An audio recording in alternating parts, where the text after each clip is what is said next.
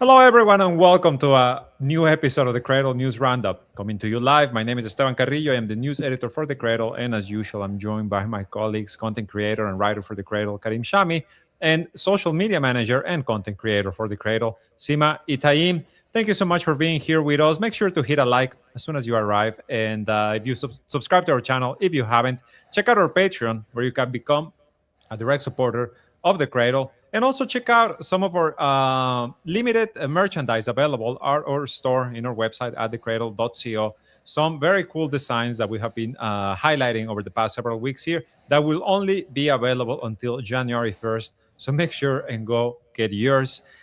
We gotta start talking about the big news item over the past over the weekend, which was Israel's recognition of Somaliland.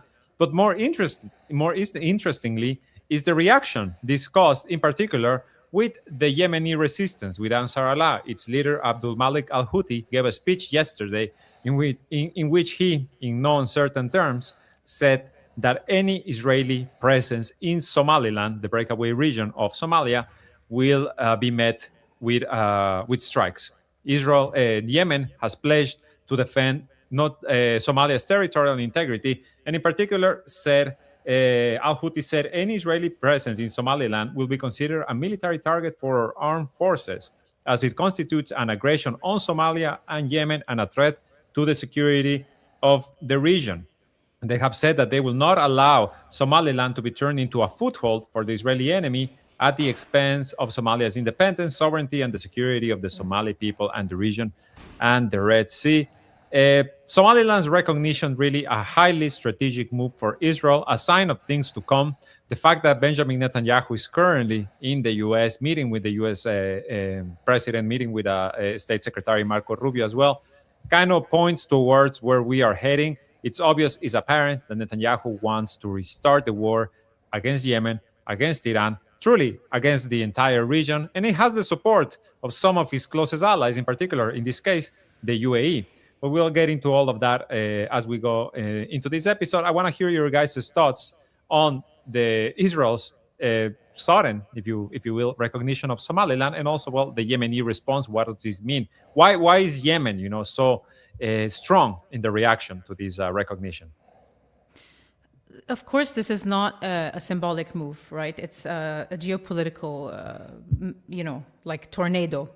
So the thing is, just in case anyone doesn't know, Somaliland has its own constitution, its own currency and armed forces, but under international law, it remains an integral part of Somalia.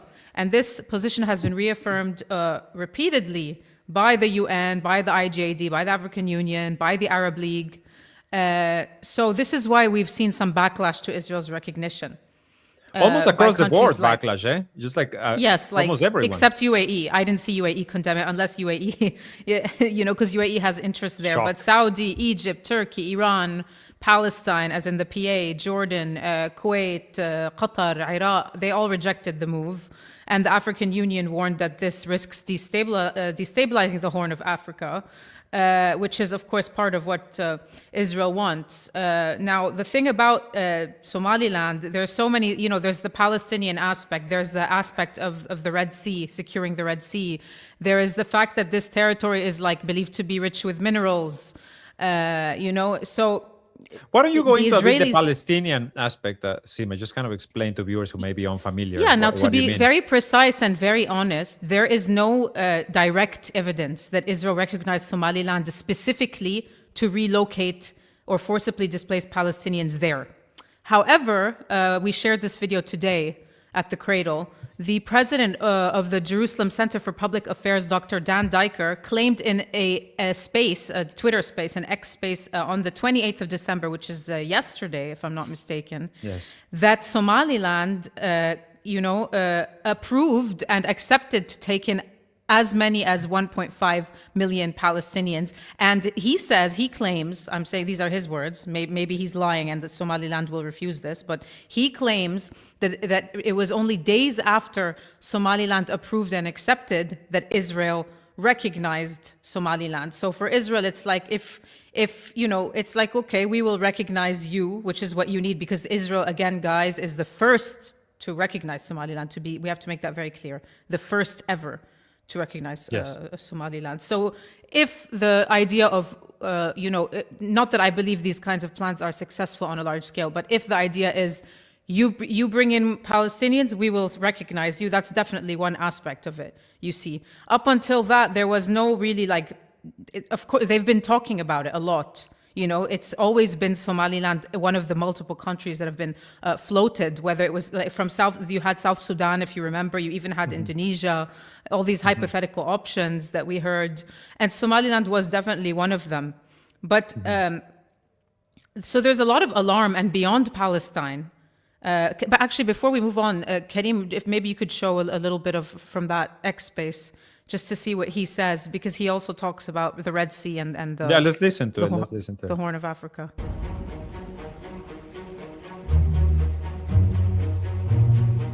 As you analyze it, what did you think was the main reason for Israel to break with this usual line of the international community and to be the first to do so? Well, I think there are two. Thanks for the question. I think it's a very important question. I think there are two major components here to Israel's strategic thinking. Number one is the importance of securitizing or securing, if you will, the Red Sea, and particularly leading up to the canal and southern approach ultimately to Egypt and Gaza.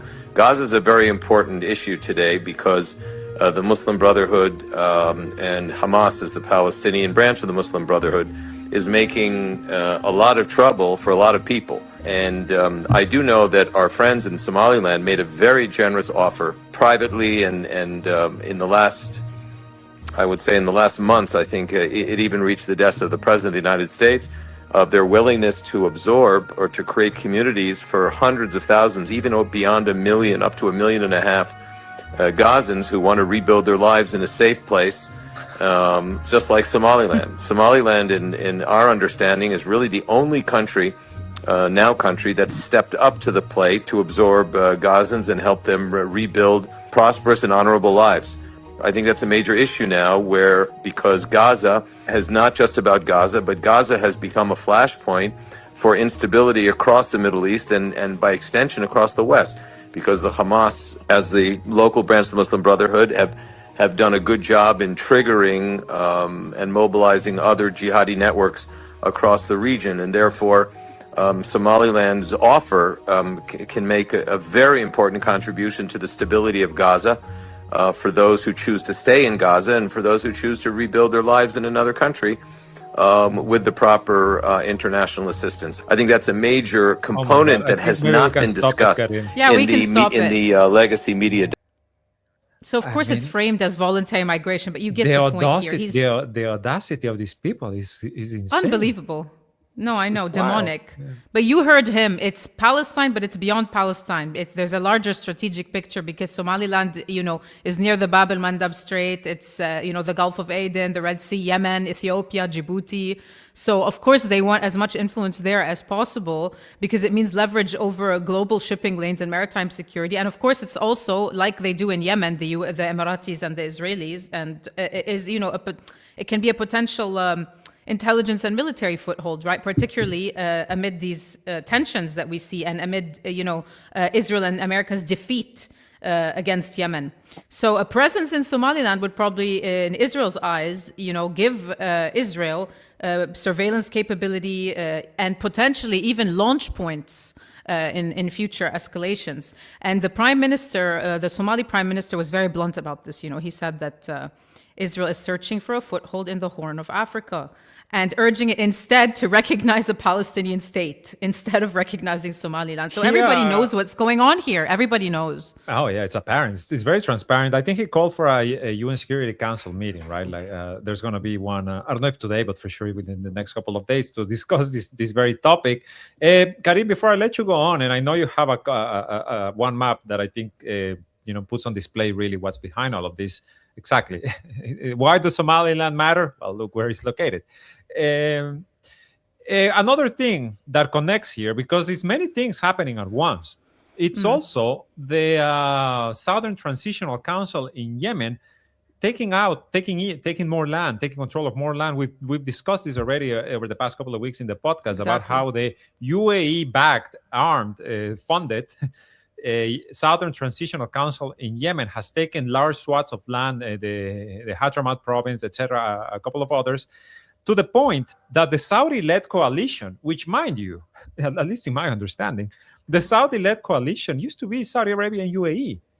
But now you have the Saudi-led coalition saying, if you continue to take land and if you continue to do the violations that you have been doing to the STC, then you're going to face direct military action from us, from the Saudis. So it's Yemen is being partitioned as we speak. At the same time that Saudi Arabia made this warning or this threat against the UAE-backed forces in Yemen, we are hearing that the Southern Transitional Council wants to secede from Yemen. They want to revive South Yemen. And Israel, or according to Hebrew media, has already been considering the recognition of South Yemen. So many balls up in the air. I want to hear from you, Karim. What do you make of all of this? What I make of this, so since the beginning, the Israelis and before them the Brits and the French, what they did in this region is that they divided this region. Previously, this region, everybody felt as if he belongs here, regardless of the borders. But what they are doing now is exactly the opposite. And of course, after 9/11, we all know this famous clip and the reports that came out from the United States saying that they are working on dividing and invading many countries. And unfortunately, Libya, they succeeded in Libya. Libya is now 3 countries. Sudan already is divided. And after dividing it, they erupted a civil war in north of the country, because Sudan is now north and south. And now we're seeing Somalia is divided into 2, Somaliland and Somalia. And unfortunately, Somalia is a very weak country and war-torn country. And of course, the United States bombed Somalia in the 90s, and they tried to invade there also. And unfortunately, also Yemen, as you said, as you mentioned, they want to divide it into 2. And Syria, God knows how many countries now are in Syria, how much is divided. You have the Kurdish area, you have the Druze area, you have the Alawite area, you have where Sharia resides, and you have north with Turkey, and you have also near Aleppo with another group of Kurdish people. So it's very complicated. And Iraq, following the invasion of 2003, now it's divided into 2 countries: Kurdistan, Iraq, and Iraq. That we know. And now they are trying the same in Lebanon. They're trying to make the south as if it's not part of Lebanon, and they are started this even before 7 October. In the media, they say that these people that live in the south don't look like Lebanese people, and they are not part of Lebanon. And of course, that's what I remembered. We have 22 Arab countries, and they are all facing this. And of course, on the other hand, you see countries like Saudi Arabia and UAE, as you mentioned, they are pushing for this. Saudi opposed it, Somaliland. Yes, I'm talking in general. Oh, in general, yeah. In general, of course, Saudi Arabia was a big donor of what happened in Syria. And in Lebanon, they pushed for civil war in 2009, and I remember this very vividly. And prior to that, they forced the government, Fuad Sanira government, to take decisions against Hezbollah. And there was a fight or clashes in Beirut because of that in 2008, and so on and so on. And of course, we know how much these countries are hostile against Hamas and any resistance movement against Israel. So when we come here, when we come to Somaliland, we have this map. Sorry, it's long. Before we talk about the map, of course, we can see Bab el-Mandeb in green. And if we go north, we will be in Aqaba, between the border between Jordan and Israel. And from there, if they want to send people from Gaza to Somaliland, it will be a direct trip, and they will have zero logistic problems, because it's one line. And if we see also, we have Yemen, and they will have a foothold against Yemen, of course. And of course, they will control with UAE, because now they are very lovely allies. They will control this region, which is now unacceptable for the West and for the Israelis and for the UAE, because what happened in the past 2 years, it showed us that the Yemenis, when they said they want to block the Red Sea, they succeeded. When they said this company is not allowed to ship there, they succeeded. And even when the I think Esteban will help me here, when the Europeans made these weird names for coalitions and they failed. Yes, I love that. I love those stories. Some of my favorite stories of the past year.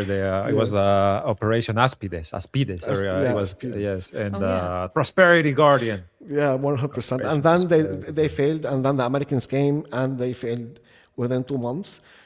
So of course they, as the West thinks and the Israelis think, they think for the future of their dominance in the region and are surrounding them, and they will not accept this.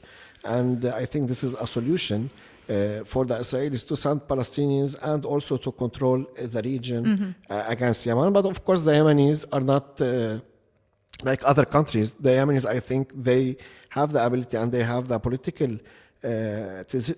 decision to bomb maybe Mossad or Israeli assets in this country before the Israelis start to gain like a strong foothold there.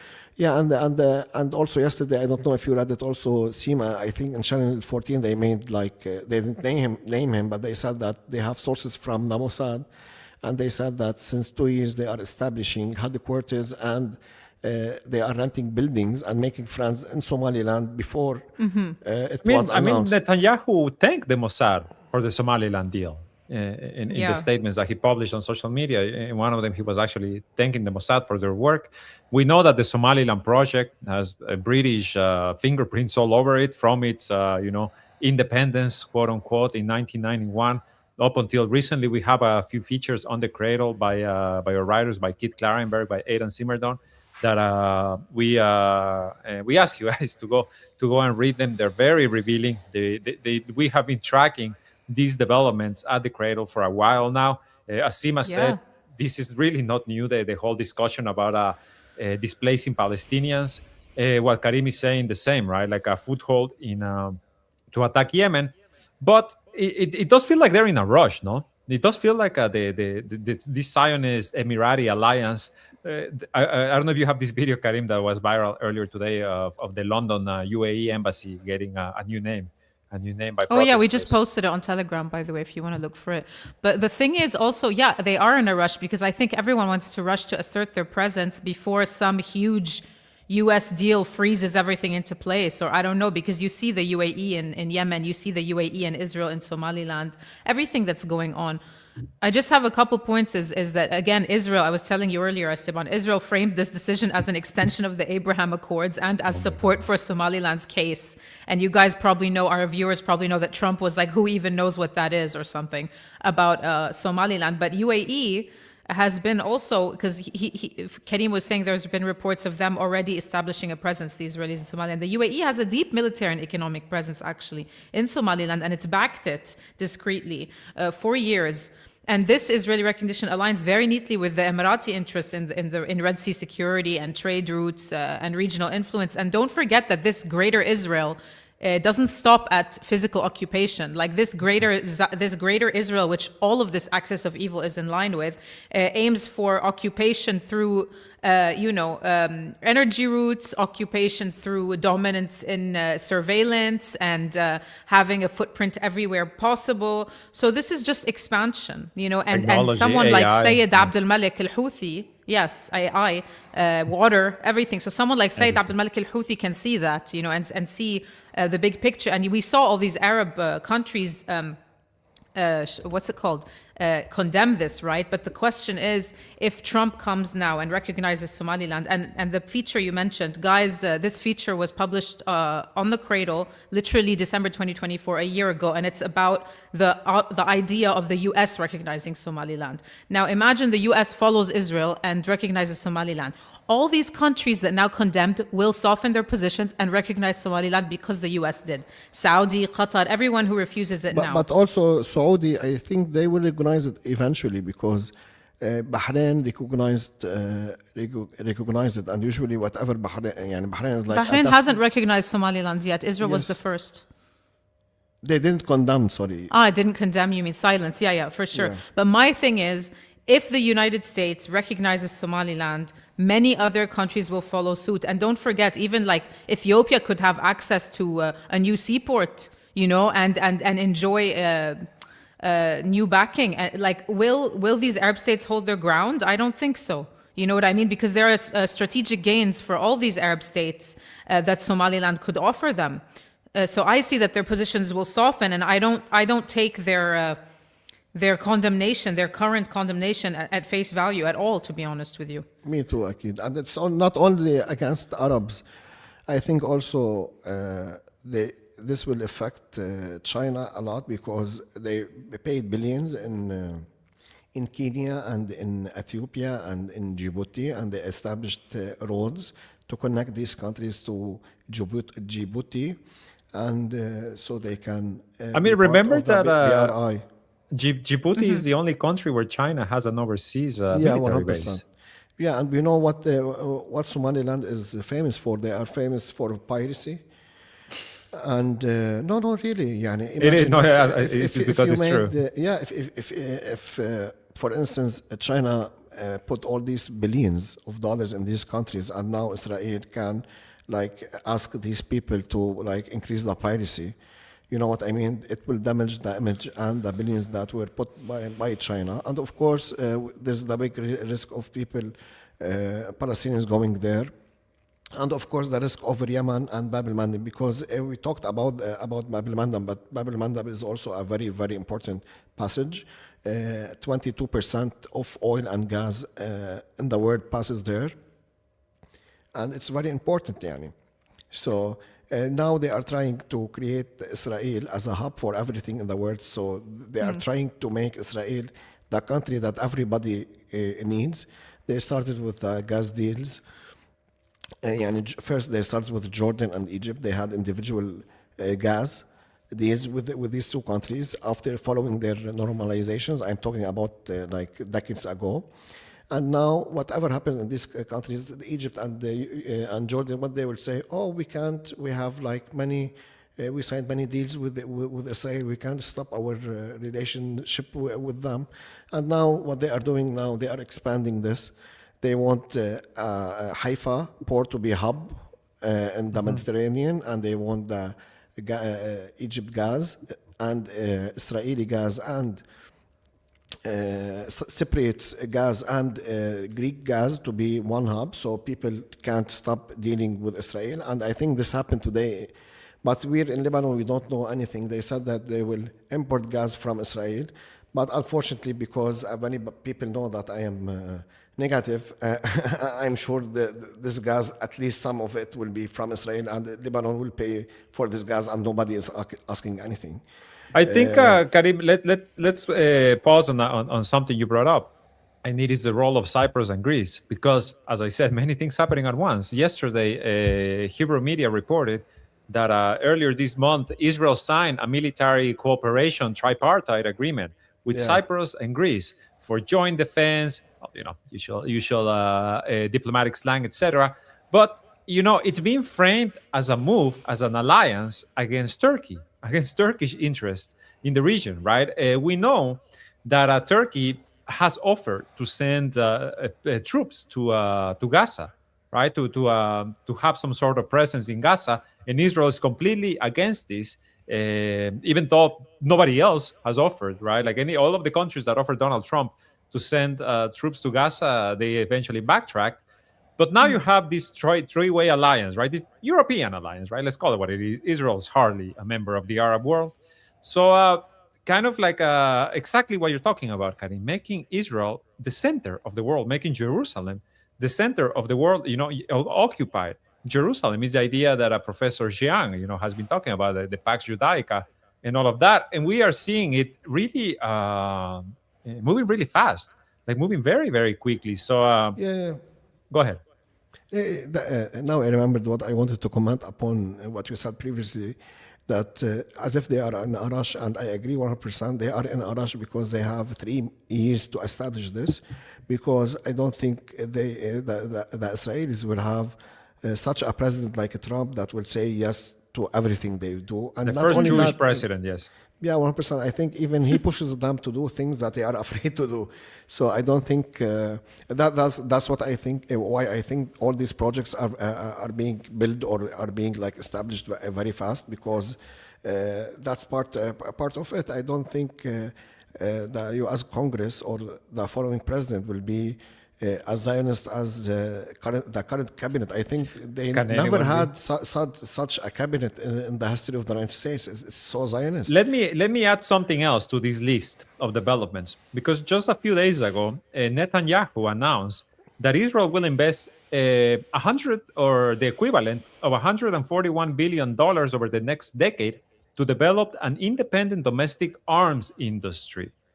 So Israel is looking for self-reliance. Israel is burning the United States at the stake for its own survival. I feel like that's what we're witnessing, and its allies are very happily joining in into these projects. So Netanyahu now openly saying within the next decade we need to become self-sufficient, and I think it's because exactly what Karim said. You're never going to have a more openly Zionist president than Donald Trump. Yeah, 100%. And the current Arab leaders also, don't forget,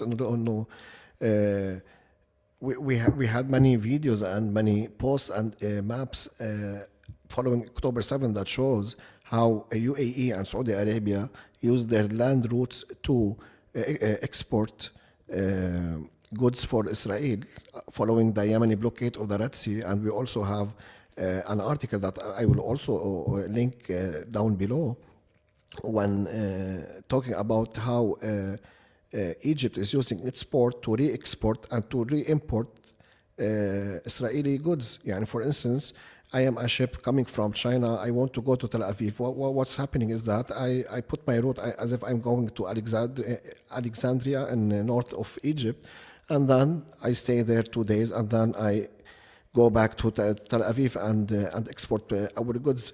Their goods. So this shows also, these countries are also complicit of what's happening, and they are happy of what's happening, and they are like slaves of. They're profiting. They're Zionists. profiting Yeah, greatly. they are profiting individually, not even for the country. And until now, I always say it, and Sima say it. And sorry, maybe people might be offensive, but many people say, why you didn't normalize? If Lebanon normalized, you will be a rich country. But the first country that normalized with Israel is Egypt. Until now, the lowest wages in Lebanon are paid for Egyptians. I mean, So is Morocco a rich country? Is Sudan a rich country? yeah, 100%. No, I'm with you, but you know how they talk and they shape the conversation. Of course. I always select Egypt because Egypt is the first. You know what I mean? They did it in 1979.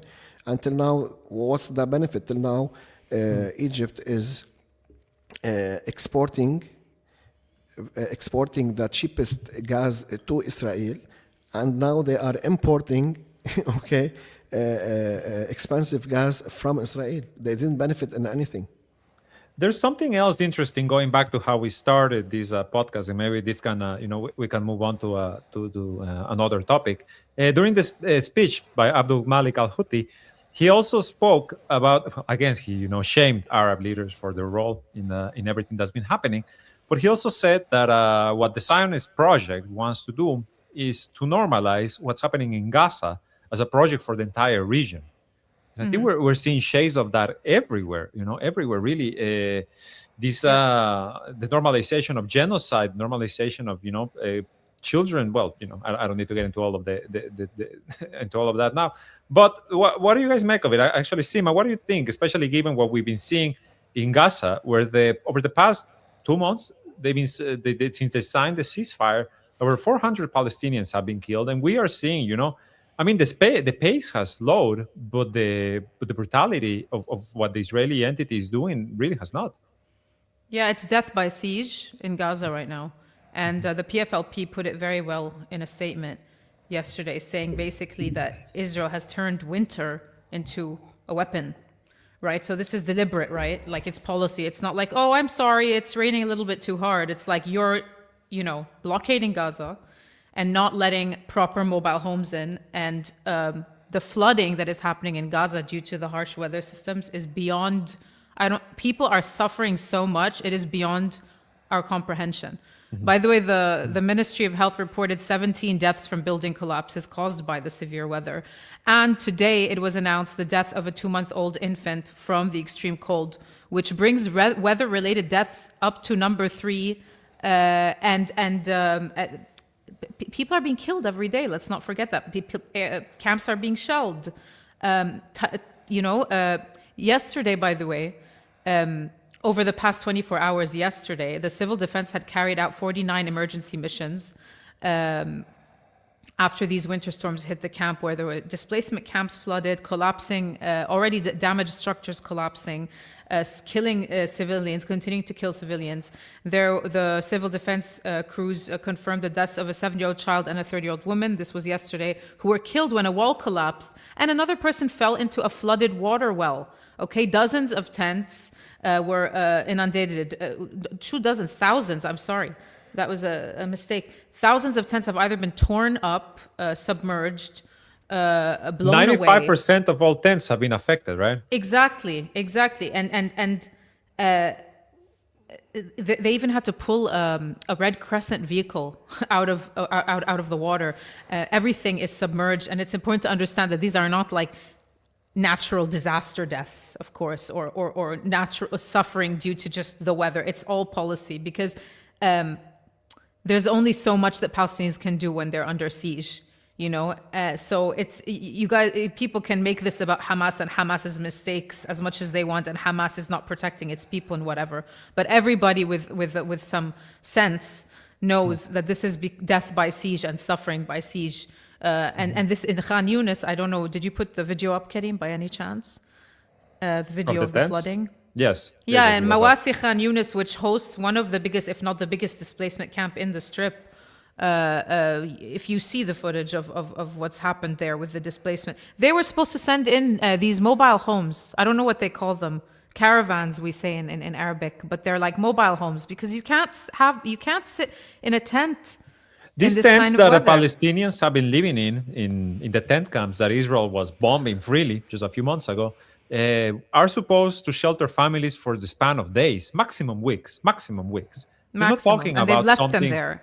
And they have left them there, and they are deliberately blocking the entry of not just mobile homes, as Sima says, but water-resistant tents. They do not allow them in. This is what we mean by death by siege. This is what we mean that the flooding that we're witnessing now in Gaza is yet another step in the genocidal war. Of course, nobody's saying here Israel is controlling the weather. What we're saying is Israel is controlling the flow of anything that enters Gaza and allows these conditions to continue. And this is what the Ansar Allah leader was referring to. This is what expects us, what awaits us, right? This is what awaits West Asia. You want to know what the next few years are going to look like if the Zionist, Emirati, U.S.-British alliance continues to achieve all of its goals. This is exactly this. Yeah. Yeah, well, 100%. Unfortunately, till now they are succeeding, and nobody is standing in front of them. We know these countries are very huge and powerful. Of course, I'm talking about the United States, because Israel is nothing without the United States and the Europeans. And unfortunately, in the Arab world, the countries that should be powerful, or the countries that should stand with the Arabs and with Islam and I will not say Arab or Islam. I will say with logic. Unfortunately, they are against their own people. What happened? If you look at Egypt, imagine after we don't even know till now how many died in Gaza. Maybe more than 100,000 people in Gaza, Lebanon, and other places. And now they signed this gas deal, and they are saying, "Oh, it's only for profit. Oh, it's only for whatever." At least wait till the blood of the people in Gaza, till it's like how we say it in Arabic, at least wait for the blood to dry. You know what I mean? No, they signed it. And in Lebanon also, we are still facing all of this, and the Lebanese government as if there's no Israel. Yani the Lebanese government acts as if there's nothing called Israel. The problem is internally between Lebanese people that want a government and Lebanese people that don't want a government, for instance. So, and of course Syria, everybody thought that when Julani comes, he will make operations against Israel, which is Al-Sharia. And the first thing he wants a deal with Israel. And the Israelis don't want the deal with the Syrians. He erased the Golan Heights from maps. Yeah, 100%. We did a post like 10 months ago. Yeah, they did about this a long but now time ago. It resurfaced. But I will also link it. We did a post 10 months ago saying that they removed, not only that, they removed Julan from the south, and they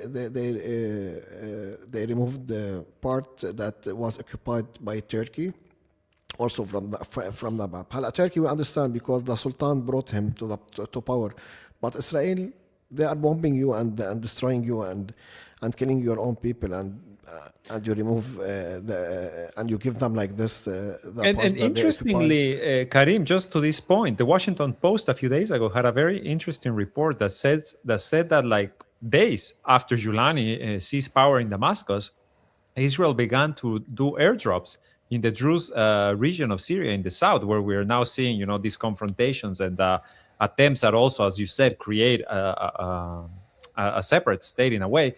Israel from day one started sending weapons that would be used to fight this new government, right? And yet Julani and his band of thugs, well, like you said, just like in Lebanon, they act as if Israel just doesn't exist. Yeah, 100%. Yeah, it's and also in Yemen. Yani, for instance, in the Yemen, when you hear the STC, the people that are against Ansarullah, when they speak, there's no problem. Saudi Arabia did nothing in Yemen, UAE did nothing in Yemen, the Israelis did nothing in Yemen. The problem is Ansarullah. So this is the propaganda in our region is so huge, and also the control of the governments over their people now, it's so huge, as if people in the Arab world are like taking tranquilizers. Yani imagine a country like Egypt, 110 million, and they really are against Israel. And I know many Egyptians, I never met an Egyptian that are with Israel. Yani in other parts of the Arab world, you might see people like this, but in Egypt, they are really against Israel. And although the government is, and you see this deal comes out, and there's not even a protest of 10 people opposing this. So I don't know. As you said, maybe the future is dark, and maybe not. We will see what will happen. But do you mind if I take you guys back to Palestine for a second? Go ahead, Sima. There's just a couple things. First of all, there's today, the military wing of Hamas announced finally announced, it's been weeks and months, the martyrdom of the military spokesman for the Qassam brigades, Abu Ubaidah. His name is Hudhaifa al-Kahlut, and he was announced alongside other military leaders, including Muhammad Sinwar, who was the chief of staff after his brother Yahya Sinwar was assassinated. So they were all announced in one, and they've replaced Abu Ubaidah with a new Abu Ubaidah, which is same with what they did with Abu Hamza, who is the spokesman for Sarai al-Quds of the Palestinian Islamic Jihad. So a lot of people were waiting on this news, even though the Israelis had confirmed it. They were waiting on it to be confirmed by the Palestinian resistance, and so it was. And there's, meanwhile, I just want to remind people about Gaza that there's one soldier left in Gaza, one Israeli soldier left, and everything's stalled. The talks are stalled. You mean a captive, right? Yes, captive soldier. Netanyahu and Trump are supposed to meet within the next hour and a half, if I'm not mistaken. And he's there. Everyone speculated about why he's there, about, say, stage 2 of Gaza ceasefire, which is not, right now, nothing's progressing. Because the Israelis said, we can't move from the yellow line. Hamas is still this, blah, blah, blah. There's still one captive soldier. We will not proceed until the one captive soldier is returned to the body. Of course, he's not alive. What's it called? Israel, everyone is speculating about Netanyahu's trip, right? About, Iran, will he demand a green light for the destruction of Iran's missile program? In Syria, what will they discuss about the agreement with Syria? In Lebanon, will he be given the green light for action to further destroy Hezbollah's capabilities and weaken Hezbollah when Hezbollah is trying to, rehabilitate itself in this period. So we don't know what it's about. As you guys know, in the mainstream media, it's all about the tension and how mad is Trump at Netanyahu. But in the West Bank, guys, they are at an alarming pace expanding their land grabs and their settlement outposts and their violence. There was, if you recall, a resistance operation on Friday that took place in the 1948 territory, so not in the occupied West Bank. A man from Qabatiya, which is in the Jenin governorate, infiltrated the 1948 territories and carried out a car ramming and stabbing in the 1948 territories. And collective punishment on the city of Qabatiya was what ensued for 2 days, an assault. And we're seeing this more and more now. It's not new, but it is really picking up as they continue with their policies of, controlling more of the land through bureaucracy, stealing the water, letting the settlers run amok. You had this 2-day assault that was collective punishment for a resistance operation. Just that they don't learn their lesson. It's not new, and it's going to keep happening because they're just going, and they keep going and going and going. This was really it was if you see the images out of what they did in Qabatiya, it's really crazy. It's like what you saw in Tubas and Tulkarim and Jenin, but compressed into 2 days. And when you see how many homes they turned into military outposts, how many residents were attacked and detained, the vandalism, a local school was occupied to be turned into barracks. People were displaced, roads were completely demolished. This is ongoing, ongoing. It's policy. It's policy. It's government policy. And we have to keep talking about it, and the they don't understand that for them it's inevitable in the West Bank. Even if they level a camp, which let's say some refugee camps are, as they call them, hotbeds for terrorism, of course, resistance, legitimate resistance. But even if they level those camps, they will continue to see resistance operations, and those resistance operations will escalate. And if they're going to reply with collective punishment every single time, I mean, imagine if the pace of resistance operations picks up from here, how much collective punishment we will start to see.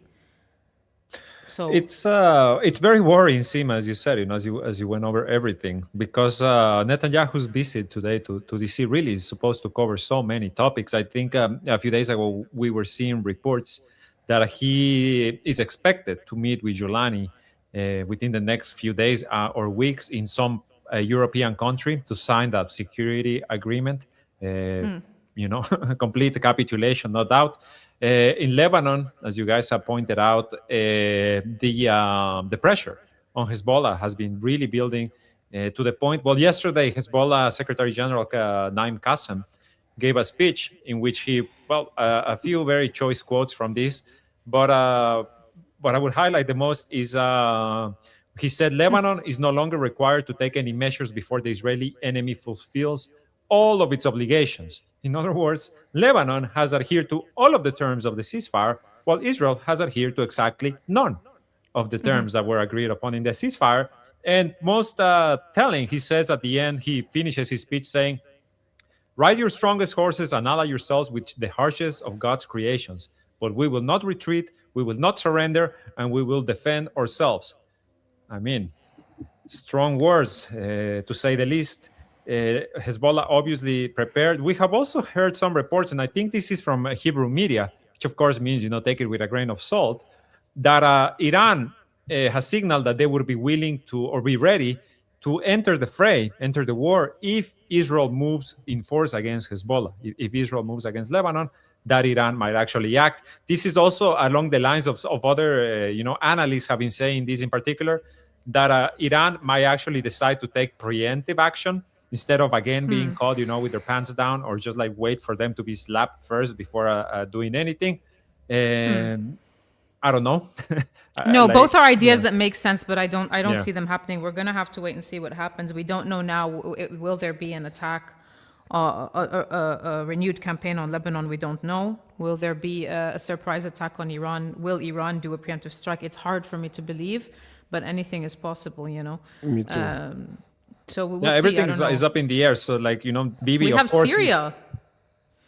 Look, for me, I am convinced if Iran attacks first, they will win everything. But if the region and the people that are oppressed in the region, they are only like reacting to what Israel is doing, we will stay like this, unfortunately. Israel was not surprised over anything that happened except the day of 7 October. And every day following this, they initiated their strikes and their assassinations and their everything. And the other parties, still, they are just reacting what Israel is doing. I we'll have to see. I just want to read a comment. Jolly Lollipop? Yes. I hope you have sent Charmaine to Mar-a-Lago, whatever. Yeah, in Florida, I think this is it. So she can ask Bibi and Trump some tough questions. Unfortunately, Charmaine is in the next room. She's not there. She's not there. Maybe she can call And me. I also want to this is our merch. We will leave them till. This is a limited drop. This is a limited Yeah. drop that you can find only until January 1st. Christmas theme, holiday 100%. theme. And Very, we have very this that affordable. we love. For instance, we have resist like Jesus because we always talk about resistance. We have this shirt. It's the top selling one, and we have, of course, the other ones. We have 3 more designs, and you can get them T-shirts, mugs, and hoodies. Very cool, very cool. And I think, you know, in particular, at a point, at this inflection point that we find ourselves in which we are seeing, as Sima called it a few minutes ago, the axis of evil, because there's really no other word for it, waging a war against basic human rights. I mean, honestly, resistance is a human right. Resistance is all right. It's protected in the UN Charter and in, you know, the declarations of. But that's what they did, man. They dehumanized the Palestinians and the Arabs. That's what they've been working for years. Exactly, Karim. Exactly. It's, you know, this is now being exported. This is being exported, and now any attempt to defend sovereignty is going to be framed as terrorism, right? Like, look at Venezuela. Look at how they're threatening Colombia. Look at what they're doing now in Nigeria. They bombed Nigeria on Christmas Day, claiming that they were going to hit the U.S., that they were defending Christians who are being genocided, and then they bombed a town in which Christians and Muslims coexist. I mean, there was multiple reports after these Christmas Day strikes in which the townspeople from the area that was hit were saying there's no ISIS presence here. And we actually, you know, we live with our Christian neighbors, we live with our Muslim neighbors. That doesn't matter because, as I said, this is a war. I mean, even on common sense, this is across the board. This is what the Zionist axis is moving towards, right? A war on all fronts. And it's gonna, well, as it has over the past couple of decades, begin in West Asia. And we're seeing it now. We're seeing it in Gaza. We're seeing it in Yemen. We're seeing it in Lebanon. We're seeing it in Iraq as well, right? Like Iraq also under heavy pressure. The movements are everywhere. So, you know, honestly, let's hope Iran took notes and really learned the lesson, because they cannot fall like they did earlier this year. Yeah. We also have the protests that took place yesterday in Syria. Yes. Which is, you know, a big deal, and it comes. The context is actually very complicated, but I'm sure you guys saw the reports of these mass Alawite protests. Basically, these protests erupted across Syria's coastal and central regions, particularly in Tartus, Ladiya, which is Latakia, Jable, Banias, Draikish, Safita, Erdaha, and extended inland to Homs, Musyaf, parts of Hama. The protests were explicitly calling for federalism. Okay.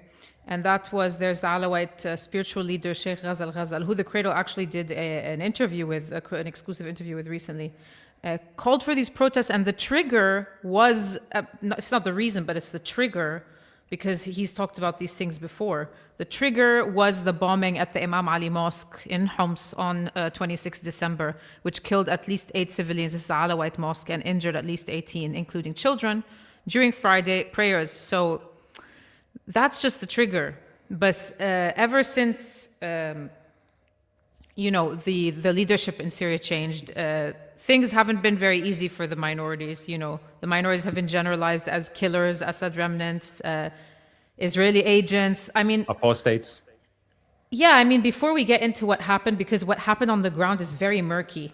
But in our interview with Sheikh Ghazal, he said something interesting, which is that, actually, I have it here somewhere, the accusation of seeking to divide the country should be directed at those who push Syria towards civil war through ongoing violations and exclusionary policies. So because the Druze now want to be on their own, and the Alawites now want to be on their own. But think, historically, they didn't want that. Historically, it was only the Kurds to a degree who wanted that.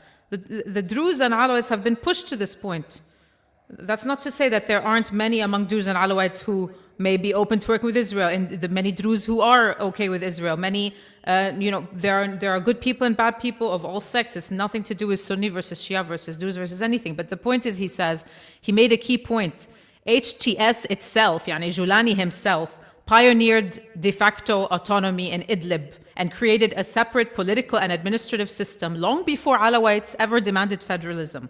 He has literally, by the way, Abu Muhammad al-Julani, Ahmad Shara, been documented on camera saying that he wants to make a separate Sunni entity. So now the government wants to come and accuse the Alawites of that after them doing it themselves is crazy. So we obviously are against the partition of Syria because Israel wants it. But even if we're against it, we cannot blame minorities for demanding federalism. Now, what happened on the ground, there was violence. Okay, you can't know, even if you have videos, you can't know exactly what happens on the ground. But the point is, at least 3 people were killed, and in fact, one of them was from Shara's security forces. Many things can happen, guys, right? Like you can have saboteurs infiltrating protests. You can have protesters who are armed. Of course, you have security forces that will open fire on protesters, but say they only shot into the air to disperse crowds. Many things can happen. I will never come and claim that I know exactly what happened. Of course, the government has a narrative, and the Alawites have a narrative. They could have been infiltrated, the protests. Of course, the government focused more on that they were the victims, and of course, the protesters carried out vandalism and all this stuff. But you see, if there was a security forces member killed and then others killed, I think the security forces were definitely guilty for violence. They did assault citizens. They did try to stop them from protesters. They claimed they were just there to protect them. We saw strange things happen from both sides. So I can't come and tell you that there weren't also attacks against security forces, speaking objectively. But what I can say was, yes, live fire was opened. Now, the context here is very complicated because the Kurds and Damascus, as you guys know, there was a 10-March agreement, but it never went through. And there's this kind of unspoken sentiment for the Druze and Alawites that if there's going to be an agreement between SDF and Damascus, the Druze and Alawites want that agreement to include them. Okay, that's kind of the unspoken sentiment here. And you see now Alawites and Kurds and Druze raising the same slogans, right, to do with whether, federalism, secession. All of these cases are now tied to each other, so you can't really separate them. And Kurdish sources claimed at some point a while back that Mazloum Abdi, who's the head of SDF, arrived to Damascus, but then they pulled the report, and Damascus came out and denied that this happened.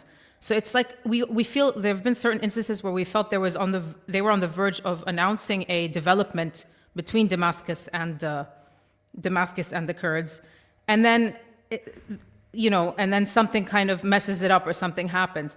That agreement with the SDF happened after the coastal massacres. And the Syrian government used it as a political victory to distract from the massacres they committed against Alawites in the coast back then. And we have to remember Turkey doesn't want decentralization or federalism, right? Mm-hmm. Israel wants it and Turkey doesn't. That's where part of the competition between Turkey and Israel happens. And if the deal with SDF takes place and it's not how Turkey wants, which means the SDF get to keep their arms, they're militarily and politically intact, but they come up with some surface agreement with Damascus, Turkey won't have that. And then that kind of agreement with SDF will become a model for the others, and it will just cause, it will roll from there. So Israel also doesn't want the Damascus SDF agreement. It doesn't want any kind of political stability. It wants total chaos. Sorry, go ahead, Esteban. No, completely. I was just going to add that I saw today before we logged on that the SDF commander was supposed to meet with Julani today, and his meeting was canceled at the last minute. According to Kurdish media, it was due to technical issues, I guess. They didn't really give. True, oh my God, I blew up. Give me a second. I have some technical issues Oh, it's okay. happening here. Go ahead. No problem. It was okay. Yeah, I mean, don't forget, by the way, that Turkey has factions 100% loyal to Turkey in Syria. Like, Turkey has factions that can go against Sharaz government forces, like this. So even if an agreement is reached that Turkey doesn't approve of, Turkey can unleash its SNA-affiliated factions to even apply pressure on Sharaz forces themselves. Turkey will not allow for SDF to stay militarily intact. Turkey even wants to remove the Kurdish presence from Aleppo. And Turkey does not want at all any kind of understanding between the Kurds and Damascus that will allow the SDF to remain. To remain militarily. You know what I'm saying? Which is what I don't think they'll stand for less at this point. And I mean, like, here you're seeing the Israeli and the Turkish project going head to head against each other. Can Julani keep a lead on top of all of this? I feel like he's really not the man for the job, if that's what they wanted. Yeah, unfortunately, if Saudi Arabia and Trump and Israel are pleased with him, who will remove him? Unfortunately, and that's what we are talking about. Unfortunately, the Arab world, the people, it's not that they don't have a saying. They don't want to have a saying. It's clear in the streets nothing is happening, and if they talk, they are oppressed, and that's what's happening. And if Israel and the United States and the Gulf countries are okay with you, who will remove you? Unfortunately, that's what's happening. Anyway, do you agree, Seema? Yeah, of course. No, I just wanted to say again, I wanted to go back to the Alawites. If the Alawite community felt safe and protected and politically included, you guys should check out the interview we did with Sheikh Ghazal. They wouldn't be calling for federalism. It's the same as how they demonized the Druze when the Druze historically in Sweden never wanted to break off from Syria ever. So you push them to that point, and then you I don't want Israel. I don't want Israel to partition Syria, but I can't blame other people when I'm not in their shoes as well for demanding federalism. They're being disarmed, they're being targeted, they're left vulnerable. Girls are kidnapped, they've lost their jobs. Some parts of the coast have been completely burnt or ethnically cleansed even. So the communities, this is a community that is living under collective punishment, yet the Qatari and Turkish media will make it seem like these guys just want to have their revenge because Assad's gone and they want Assad back. I think we've passed this, Sharmeen, Seema. I think everybody will show. He still doesn't know the difference between me and Sharmeen, guys. Okay. So, Seema, you said the Qatari and Turkish, but also everybody now is pleased with the system that they've put. It's not only about Turkey and Qatar, even the Gulf countries, the Egyptians, even Lebanese media, they will never show you what's happening in Syria, unfortunately. And these people are alone. Usually, for instance, what's happening in Lebanon, for instance, there's part, Israel is targeting Shia, for instance. You can see that there's a country called Iran, majority of Shias, they can, like, for instance, show you in the media, they can, for instance, fund a conference to show people what's happening, or push writers maybe to write what's happening. You have also the Druze in Syria, and you have the Alawite in Syria. They don't have anybody to back them. You know what I mean? So I think their situation is also more desperate, according to them. Mm. Guys, we have an Israeli Zionist who's obsessed with our channel. Thank you so much for giving us views. I know. Thank you to all the trolls. He says, am I the only one seeing the irony in a bunch of countries who doesn't recognize Israel thinking they get a say in who Israel can recognize? Like, bro, find another YouTube channel. Like, we only have 40K subscribers. Like, thanks though. No, let them stay. Let them stay. And all interaction Thank you. Is good. It Thank helps you with for the the algorithm. views and the engagement, but no one's buying it. Really. No one's buying. Get some merch. Get some By the merch. way, you guys saw the report a few days ago that on the National Brands Index, Israel is dead last across the world. Nobody likes the occupation entity. Oh, the reputation thing? Yeah. Oh, yeah. They sank to the bottom of the global reputation They are index at for a the second year in bottom. a row. At the bottom where they deserve to be. That's why they're in our YouTube comments, because they're like, they literally have, it's But plan they're B. such lovely people, Sima. They know how to turn around public opinion. They really know how to tug at our heartstrings. If nothing else, they know how to kill children and tug at our heartstrings. In any case, guys, well, I think we covered plenty of, of kind of like the crises that are coming. I do want to ask you guys something. And, and this is kind of out of the blue. I don't think we discussed this beforehand. But I want you guys to tell me, what do you think 2026 is going to bring for West Asia, or just, in the geopolitical sphere in general? I'll start. I'll say, I think in 2026, we're going to see, unless, something bigger happens before that, such as an Israeli war, a new Israeli war, I think we're going to see Iran build ties with the new Syrian government, because I feel like the path is leading us towards there. So that's my little prediction for 2026. What do you guys think? I'm going to refrain from predictions. I feel Charmin's likes to have fun with predictions. Karim. Yeah, me too. I can say them, but I'm afraid of saying them. You guys are Yours going to is leave me hanging on my own? What? Okay, civil war in Lebanon. Karim the number one. Doomer. Oof. No, civil That's war. a harsh one. Yeah, civil war in Lebanon. Hundreds of Palestinians will leave Gaza. And I'm not saying Somaliland, but that's what they are pushing. You think for. they are going to they're going to start getting displaced? Yeah, 100%. They did everything they talked about except this. They will do it. And who will stand in front of them? Only Yemen. Yemen is not enough alone. I'll see Lebanon and Syria normalizing with the Israelis. Lebanon will normalize, but will not say that they normalize. So we, for instance, we will get gas from Israel. We will get maybe electricity from Israel. But they say, "Oh, we're not normalizing this business. We need this." Yeah, that's for I will say something that I know Charmin's gonna disagree with. Yeah, of course you profoundly. will. Yeah, of course. But I think Donald Trump is not gonna let go of Netanyahu's hands. I of do course. not think that relationship is gonna see a break. But I do think it's gonna come at a cost, and because we've seen the polls. We have seen the polls of young Republicans, old Republicans, of Democrats, etc., in the U.S., who are increasingly against government funds to Israel. So I think that is going to finally come back to bite him in the ass come 2026 election season. But other than that, no, I do not see a break coming anytime soon. Yeah, of course. And our predictions is based off what's happening now. You know what I mean? Maybe Exactly. maybe something happens, but as the things are going, bad things might happen in the future. No, I think unfortunately 2026 is not going to be a very fun year for anyone. It's a global state of war, really, where we're headed. And, at the end of the day, though, all of this is going to fall under its own weight. I don't think anyone's going to come and defeat Israel. Israel's going to just collapse under its own weight.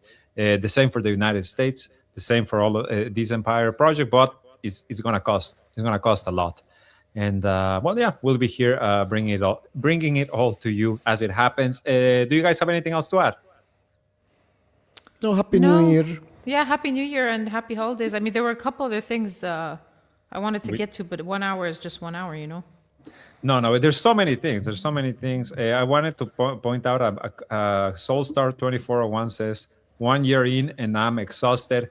Imagine us, Soulstar. Imagine us. It's just year one of Trump's second term. We'll have to see what year two even looks like before we can think about year three or even year four. But with that in mind, Thank you so much for joining us. Make sure to hit that like button, to leave a comment, to subscribe to our channel, to check out our Patreon, where you can become a direct supporter of The Cradle. Check out our limited holiday drop at our merch store. Very cool designs available to purchase. And yeah, follow us on social media, and we'll see you next week. We will not have a show this Thursday. Happy New Year to everyone, and we will see you. Thank you. Bye-bye. See you. The Cradle exists because the world does not need another mouthpiece. It needs a mirror and sometimes a megaphone. We report from West Asia from inside the region, not from Washington, Tel Aviv, or London. We're fiercely independent, no government directives, no corporate backing, no editorial leash. We publish the story that legacy media buries, and we do it at great risk. Our reporting unsettles the powerful, exposes contradictions, and gives voice to the silenced. But independence is not free. If you believe West Asia deserves to shape its own narratives, now is the time to act. Click the button, contribute, keep the Cradle independent, and let us do the legwork for you.